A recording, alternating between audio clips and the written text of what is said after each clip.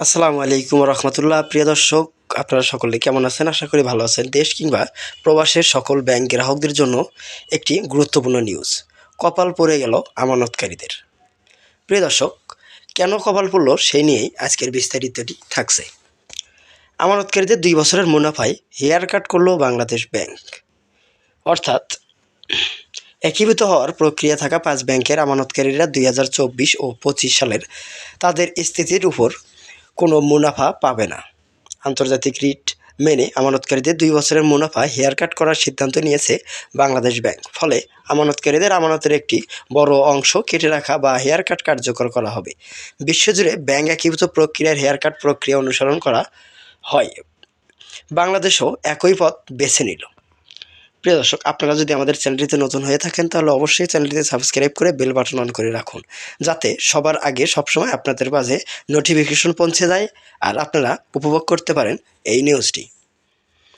Bangladesh bank আজ বুধবার এই সিদ্ধান্তর কথা ৫ ব্যাংকের প্রশাসককে চিঠি দিয়ে জানিয়ে দিয়েছে। একই সঙ্গে ব্যাংকগুলোর সব আমানতকারীদের আমানত হিসেবে আবার গণনার নির্দেশনা দেওয়া হয়েছে। যে ৫ ব্যাংক একীভূত হচ্ছে সেগুলো হচ্ছে first security Islami bank, global Islami bank, union bank, Exim bank ও সোশ্যাল ইসলামী ব্যাংক। এই ব্যাংকে একীভূত করে সম্মিলিত ইসলামী ব্যাংক নামে নতুন ব্যাংক গঠন করা হয়েছে। বাংলাদেশ ব্যাংকের কর্মকর্তারা জানিয়েছে ২০২৪ ও ২৫ সালের ব্যাংক ৫টির বড় অঙ্কের লোকসান করেছে।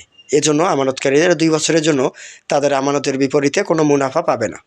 ব্যাংকগুলোতে ৭ থেকে ৯% মুনাফার আমানত রয়েছে। নতুন এই সিদ্ধান্তের ফলে আমানতকারীদের হিসাব ২ বছর যে মুনাফা যুক্ত হয়েছে তা কমে যাবে।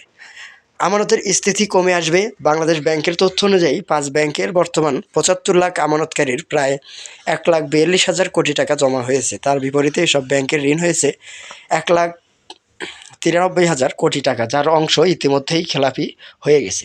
চিঠিতে আরও বলা হয়, রেজুলেশন স্কিমের সুষম বাস্তবায়ন নিশ্চিত করার উদ্দেশ্যে সিদ্ধান্ত গৃহীত হয়েছে। সব আমানত হিসেবে ২৮শে ডিসেম্বর ২০২৫ তারিখের অবস্থানের ভিত্তিতে পুনর্নির্ধারণ করতে হবে। এক্ষেত্রে ১লা জানুয়ারি ২০২৪ থেকে ২৮শে ডিসেম্বর ২০২৫ পর্যন্ত সব আমানতের উপর কোনো মুনাফার লাভ বিবেচনা করা যাবে না।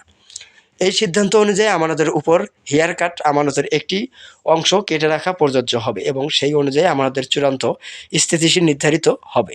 এই প্রক্রিয়া দ্রুততম সময়ের মধ্যে সম্পূর্ণ করার জন্য চিঠিতে অনুরোধ জানানো হয়েছে। কেন্দ্রীয় ব্যাংকের এই নতুন নির্দেশনার ফলে আমানতকারীরা তাদের গত ২ বছরের অর্জিত মুনাফা হারাবেন এবং তাদের আমানতের স্থিতিও আগের তুলনায় কমে যাবে। এর আগে একীভূত এই ৫ ব্যাংকের শেয়ার শূন্য ঘোষণা করা হয়, ফলে উদ্যোক্তাদের পাশাপাশি সব বিনিয়োগকারীরা তাদের শেয়ার হারিয়েছেন। ৫টি ব্যাংকের মধ্যে এক্সিম ব্যাংক ছিল ব্যাংক উদ্যোক্তাদের সংগঠন বাংলাদেশ অ্যাসোসিয়েশন অব ব্যাংকার্স, সাবেক চেয়ারম্যান নজরুল ইসলাম মজুমদার।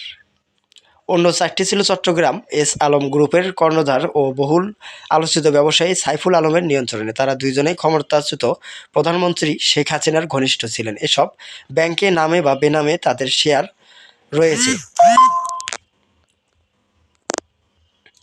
ঋণের সুবিধাভোগীও তারা। প্রিয় দর্শক, আজকের মতন এই পর্যন্তই থাকছে। পরবর্তীতে সব নিউজ পেতে আমাদের সঙ্গেই থাকুন।